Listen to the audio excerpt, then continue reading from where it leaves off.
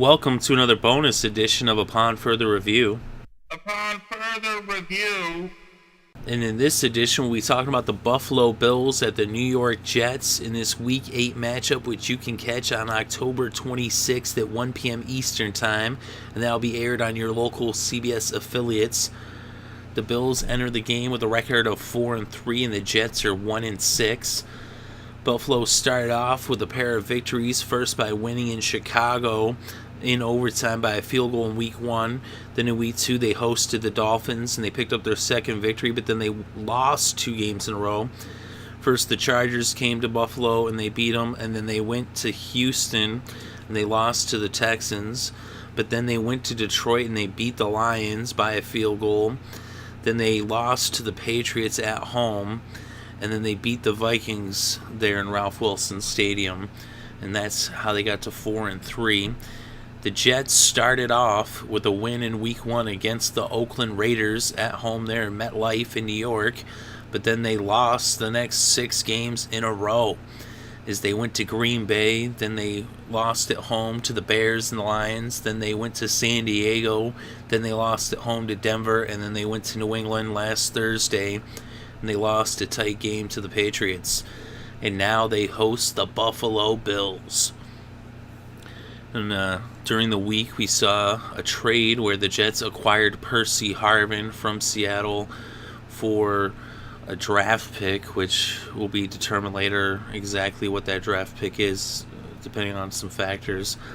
But let's look inside the numbers for these two teams. And when it comes to passing offense, the Bills are 19th in the NFL in passing yards per game, and the Jets are 31st.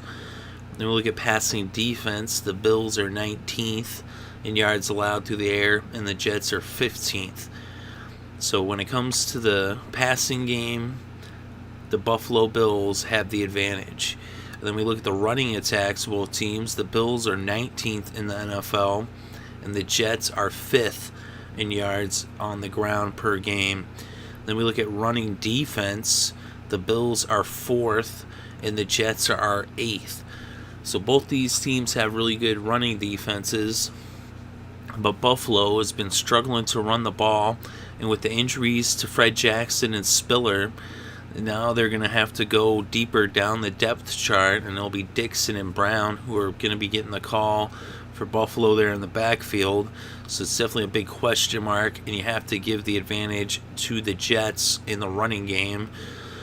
Buffalo's got a really good running defense, but so does the New York Jets, and they actually have a good running game with Chris Ivory and Chris Johnson. Chris have been doing a good job there picking up yards. They're number 5 in the NFL. So although it is a good matchup there, the number 5 rushing offense versus the number 4 rushing defense. But then we look at Buffalo, they have the 19th rushing offense, and both their starters are injured. And the Jets are top 10 with the 8th rushing defense.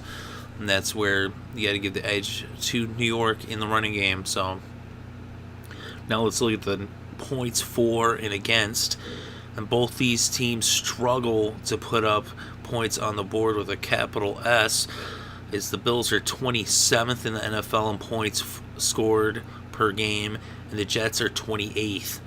So they both are really bad when it comes to scoring. And then when it comes to points against, the Bills are 7th in points allowed.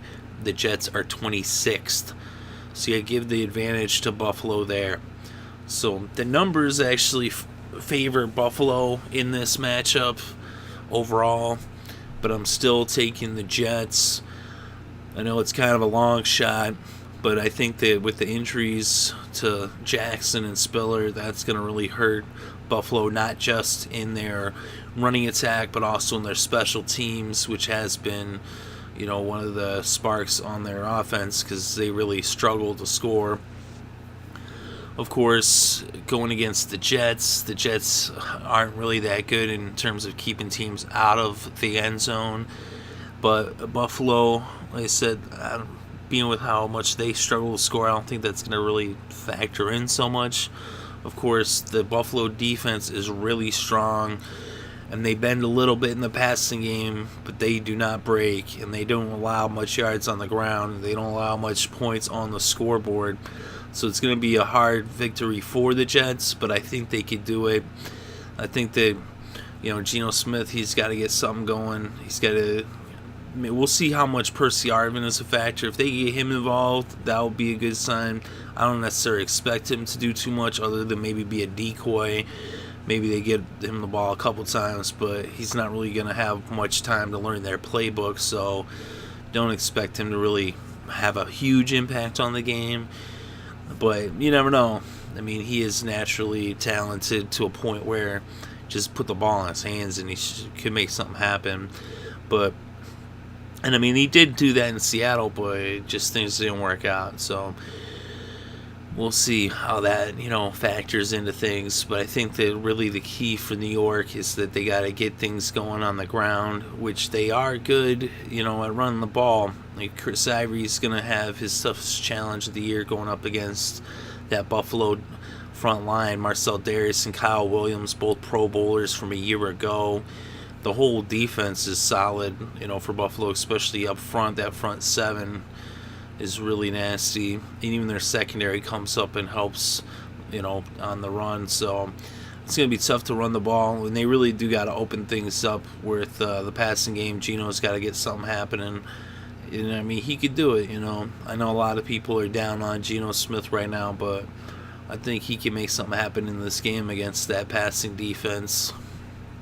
And I think Chris Ivory can get something going. I think it'll be a low-scoring game. I wouldn't be surprised to see it be like 9-7 or something like that, or like 12-9, something like that. Lots of field goals in this game is what I'm expecting. But I think the Jets, they're going to win this one. It's in New York. So they lost 6 in a row. But I think right here against a division opponent, they could bounce back. These in-state games, these in-division games, these rivalry games, they're always competitive.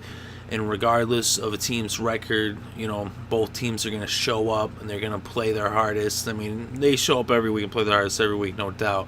But it's a little bit extra, incentive when you're playing in division and playing a home game in division. Like the Jets really need this victory. Buffalo, they lose, they're still 500. It's not going to hurt them too bad. And they're still, the season Buffalo's having, I mean, they're doing all right, and that defense is very promising. But with the injuries, I just don't see Buffalo, it's not like they're going anywhere really this year. They've got a promising future. Next year looks really bright for Buffalo, but they got some things they got to address. But as for this year, though, if they could finish the season at 500, that will be, a step forward, I would say, for the Bills. But I think in this game right here, though, the Jets, it all comes down to this. If they lose this game, Rex Ryan is as good as done. And that's another reason why I think the Jets will win this game, because every year when Rex Ryan's job is on the line, somehow, some way, the Jets pull off a victory to save him. So, I don't know that Rex Ryan's job is even savable at this point. I kind of think it should be, but, I think it's not really on him. Of course, we could spend an hour, 2, 3 hours talking about all that, but just as for this game, though, I think that they will rally around Rex Ryan. The defense is going to shut down the Bills. It's not like a tall order for them to shut down the Bills and hold them to a couple field goals, especially with those injuries of Spiller and Jackson. I know I keep reiterating that, but it's just that's really what it comes down to. Orton has been looking all right there, since he's replaced E.J. Manuel. We saw Sammy Watkins there with the game winner last week. But as it was, they were in Buffalo. They won by 1 point against the Vikings. So, I think they are susceptible towards, losing this game to the Jets.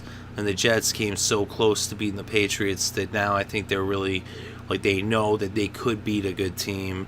And so that's going to help them towards beating Buffalo this week. And that's what I think. I think that the Jets pull this one off.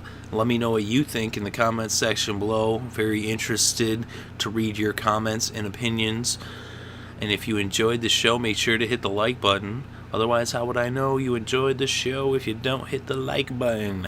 And if you want more of this content, go ahead and subscribe as we bring you upon further reviews and recaps for each and every single game, each and every single week of the NFL season, and all the way through the playoffs and the Super Bowl. We're also covering the MLB playoffs, and we do cover some college football as well. Although we haven't, not covering as much college lately in the last couple of weeks with the baseball playoffs. But once the World Series is over, we'll get back to cover more college football. And each and every week, we do bring you our pro football show, The Wedge, where we do our quick picks, our fantasy fortune fantasy football picks, the weekly rewind of the week that was, plus the Thursday night upon further review. That got up a little bit late this week. We didn't get it up until Thursday, but we did get the quick picks up on Wednesday. We try to get that stuff up by Tuesday, Wednesday, if possible. But thank you very much for listening. It is greatly appreciated, and I hope you're having a good day and a great weekend, and enjoy all of the sports.